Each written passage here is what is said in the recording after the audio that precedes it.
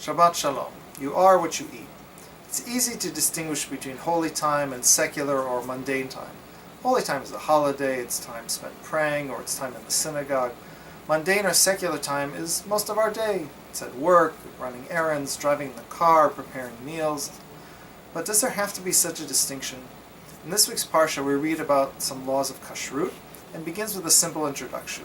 Quote, "And God said to Moshe and Aharon, saying to them, Tell the Israelites which animals are permissible to eat," etc.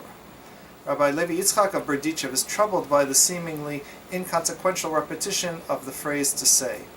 Quote, "God said to Moshe and Aharon, saying to them." He explains that this repetition is ultimately God seeking a dialogue between him and humanity.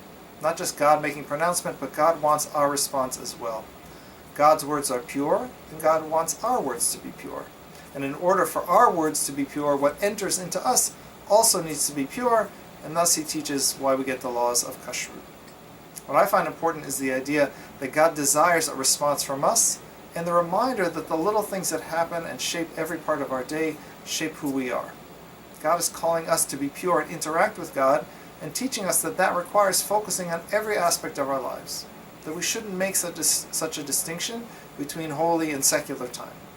Any time can be holy time if we think about how we can infuse purity and holiness into it, like our eating.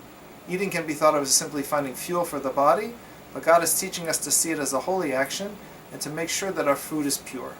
So don't reserve your quote-unquote holy time just for prayer or when you're in the synagogue. Think about infusing holiness into even mundane activities like work or driving or through the food that you eat. I look forward to seeing the Shabbat at TRZ for Men's Club Shabbat, Friday night 7:30 p.m., Saturday morning at 9 a.m., which will also have a special guest speaker. Shabbat Shalom.